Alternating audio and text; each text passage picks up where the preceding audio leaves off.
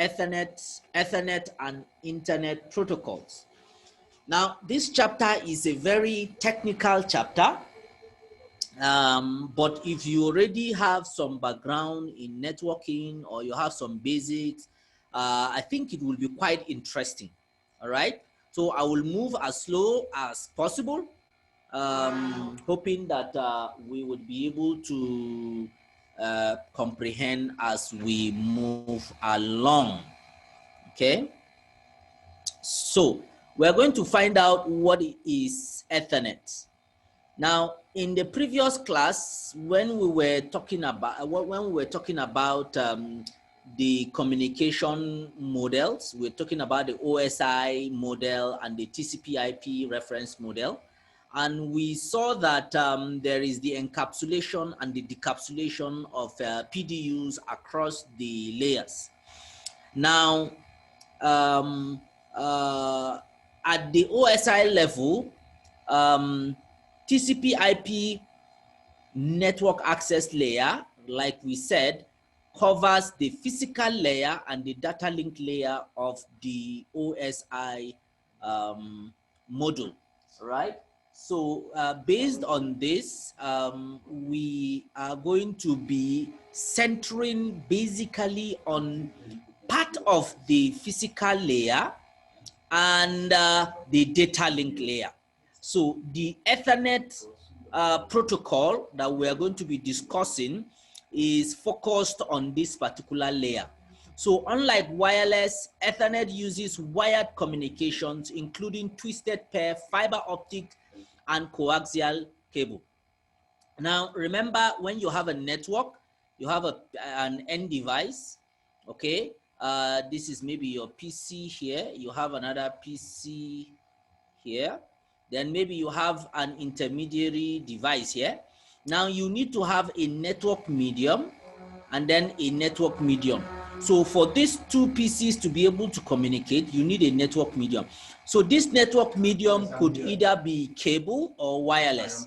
Once it's cable, it means that it can either be fiber optic or coaxial or twisted pair, or sometimes we call it copper. All right. So once it's cable connection, is either of these three, or it is wireless. So this PC, to communicate with this PC, it can use either cable or wireless. All right. So Ethernet operates at the data link layer and physical layer. It is a family of networking technologies defined by the IEEE 802 and 803 standard. Remember, 802.11 talks about the wireless standard, but this one we're looking at 802.2 and 802.3 standard. And so Ethernet supports data bandwidth from 10 Mbps to 100 Mbps. That is like 100,000 Mbps. That is like 100 gig. All right. So basically, what we are going to be centering on is this Ethernet. And as we see, it functions in the data link and the physical layer. Now, the PDU at the data link is called frame, like we saw the other day. Now, this is the frame header, and the addressing techniques that functions at the using the frames is basically uses source MAC addresses and destination MAC addresses and source MAC addresses. All right, so the minimum size of the header is 64 bytes and the maximum is 18 bytes. And that includes all the bytes from the destination MAC address fields through the frame check sequence. The FCS, which is the frame check sequence, actually checks for errors. All right, it helps you to check for errors. And this is the data that has already been encapsulated from the network layer coming down from the application layer down to the network layer. So it comes in here as data. Now the frame is from here, can you see, to here, to this particular point here. I'm sure you can see it. So if you add this frame header and this trailer, the trailer is the FCS, you add them to the data, then it's going to give you the the entire frame. So Ethernet fields and their description, like the preamble, this preamble that we're talking about, we're going to talk about this preamble, this destination and source addresses, then type length, then FCS. So the preamble is used for synchronization between the sending and the receiving devices. The destination MAC address is an identifier of the intended recipient. Now, what is this MAC? MAC stands for Media Access Control. And basically, every network interface card from the manufacturer has an address, that the manufacturer has encrypted on the chip, on the device. So it is unique. You cannot have two that are the same. All right. So every device has. All right, so that's the MAC address. So it's the identifier for the intended recipient. So this address is used by layer 2 to assist device in determining if the frame is addressed to them or not.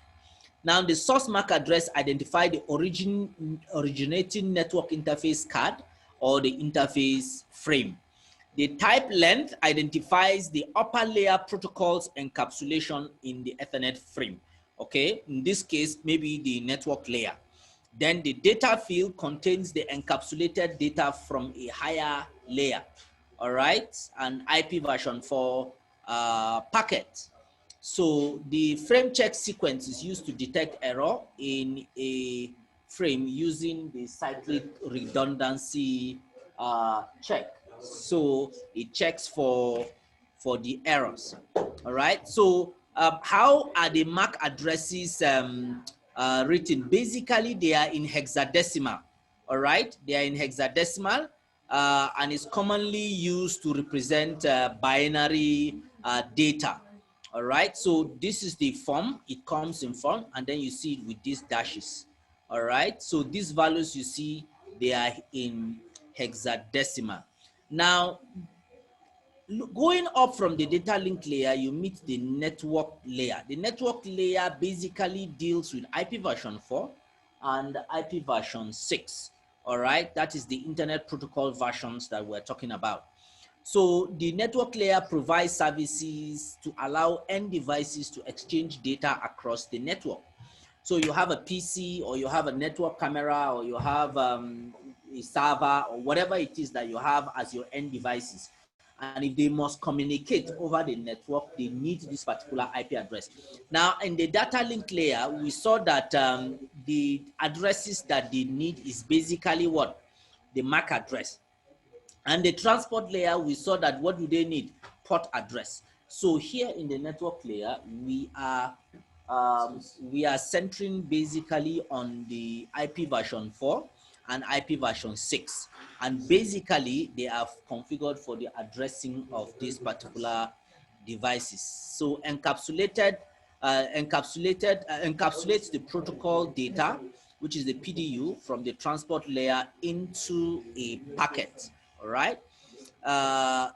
This is another function of the network layer. It does routing. You know, routing basically has to do with path determination and packet forwarding. When your traffic is coming, it comes to the router. So the router picks out the destination address and then finds a way to route the traffic based on the destination address. So the network layer communication protocols basically specify the packet structure, all right, and processing used to carry the data from one host to the other. So you see from here, this particular PC here is trying to communicate with this guy. So this guy has an IP address of 192.168.32.11, while this other one has 192.168.35.5. So they are on two different segments. They are not on the same segment. So while this guy, once it packages its messages from, it does the encapsulation from layer 7 down to layer 1. So it will get to this router. This router is going to now check for the destination address. Remember, in your network layer around here, where the encapsulation of the packet is going to be, the destination address is going to come. That is the IP address of the destination device is going to be allocated here. So when this traffic comes to this particular router here, this router will inspect the traffic and check for the destination IP address. So based on the destination IP address, it's going to now determine which path it is going to forward this particular packet, whether it goes through this router, or it goes through this router, or it gets through here. So it's going to determine the shortest, safest, reliable path to forward this particular packet. So once it gets to the destination network will now decapsulate it. All right, it will decapsulate it before the end device is able to interpret what is happening. So IP encapsulates the transport layer segment or the data by adding an IP header. All right, so the IP header is used to deliver the packets to the destination host. So the segmented data that comes from the top, once it gets to transport layer, remember it's going to add the source port address and the destination port address. Then it's going to segment it based on the maximum transmission unit of that particular channel. Then send it down to the network layer. The network layer is now going to re-encapsulate it. Now in its re-encapsulation, it's going to now put in the source address and the destination address. So the process of encapsulating this data layer by layer enables the service at the different layers to develop and scale without affecting each other. So basically, IP addressing information remains the same from the time the packet leaves the source device and until it gets to the destination device. But the MAC address keeps changing. The MAC address is going to change based on the hops that you have, based on the devices that it meets. It's going to change. All right. So, but the IP address is not going to change, except you are using network address translation. So, if IP addressing information remains the same from the time of packet, the packet leaves the source until the host arrives its destination, except when translated by the device performing the network. All right. What are some of characteristics of an IP? It was designed as a protocol with low overhead, and it provides the function that are necessary to deliver packet from a source to a destination over an interconnected network. And it is connectionless oriented, so there is no connection between source and destination that needs to be established before the protocol is being used. And it works on best effort delivery. So inherently unreliable because packet is delivered is not yet guaranteed, and it's media independent. So operation is independent of the medium. So whether you are using your wireless or your fiber optics or your coaxial or your Ethernet cable or whatever it is media you're using, they all run IP. And we said they are connectionless oriented because the source and the destination do not need to actually establish an end-to-end connection before the traffic is forwarded. It's like if I pick my phone and I make a call. If I make a call now and the phone begins to ring at the users at the recipient's end, so far that recipient has not answered the call, I cannot begin to pass my message. I cannot begin to talk to the person. So until the person accepts the call and answers it before I begin to communicate. Now that is a connection-oriented message. So, but if I now pick my phone and I send a text message, whether the person's phone is on or not, the message will be delivered. All right, it will be delivered to the recipient's node. So that is connectionless oriented, and that is how IP also works. And best effort in the sense that once it gets to the router, there is no hardwired, predefined way that the packet must follow. All right. Once it gets to the router, it is being allowed to be routed any route that is best. So far, it is safe. It is the fastest. It is the most reliable. It can send that. In fact, at a point in time, it can even resegment the packet and send it through multiple of these channels. All right. So best effort means that the router is at liberty to be able to use whatever channels that it has in order to forward this particular IP header. Now, media independent, like we said, it does not have to be a particular kind of media. It can be wireless, as you can see here. It can be wireless here. It can be fiber optic, and it can even be copper segment. So whatever medium that you're going to use, then it's going to serve. All right, so IP version 4 is one of the primary network layer communications protocol, and the header is used to ensure that the packet is delivered to the next hop on the way to its destination of the end device. So an IP version 4 packet header actually consists of fields containing very, very important details and information that are in there. Now, the information in the header is actually not meant for the source device. It's basically meant for the receiving device, because as the packet travels from device to device, the information in the header are actually meant for that. And the information includes the version. So this version here actually tells us whether it's an IP version 4 or an IP version 6. And it's going to tell us the header length, all right? It's going to tell us the identification. It tells us the DSCP, the ECN. It's also going to tell us the total length, all right? But most important, yes, it's going to tell us the time to leave. The time to leave is the time allotted for that packet to be able to get to its destination and back. It's like, for instance, I sit in a particular point and I said, please go to Abuja and find out whether the president is on seat, then come back and tell me. I have given you 24 hours to achieve that. Now, the 24 hours now is the time to leave for me to be able to get to Abuja and find out whether the president is on seat and come back. So if on the way going to Abuja and before I come back, it is more than 24 hours, I am going to consider that the time that I have given you has elapsed. So I am going to take whatever decision that I want. So that's the time to leave. We call it the TTL.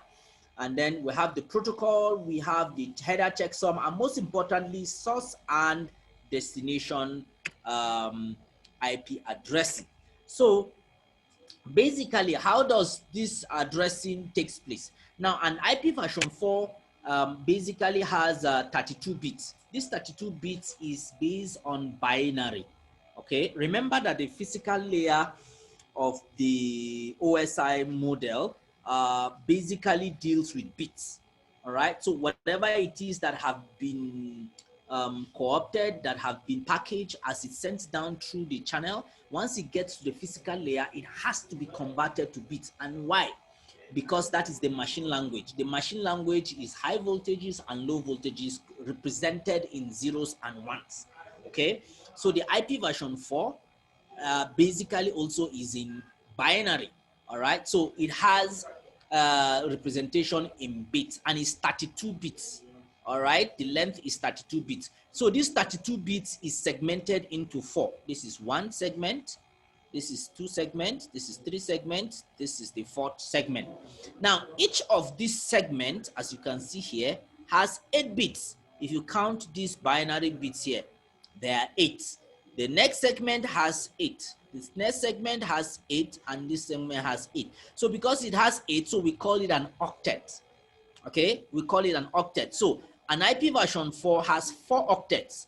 All right, each of these octet has 8 bits of binary. So if you convert this binary to decimal, that's where you get these values, as you can see them here. If you convert them to decimal, that's where you get that particular value. So those values that you see, that is what you assign to your system. All right, and you can assign to your system manually, or you can configure a DHCP server or service, and then it will automatically assign the IP addresses to your system. All right, to your system. So basically, as you can see, if you assign it manually, you have to fill in the values here in decimal. You see there, you are not filling it in binary. All right. So the IP address have to be converted in decimal. Now, the subnet mask is actually to represent the network portion of the IP address. Now, you can see the IP address has two portions. This is the host portion, then it has the network portion. All right, every IP address has that, the network portion and the host portion. Now, the subnet mask is actually used to identify the network portion, all right, of the this thing, the network portion of the route of the IP address. All right, so when the IP version 4 address is assigned to a device, the subnet mask is used to determine the network address of the device.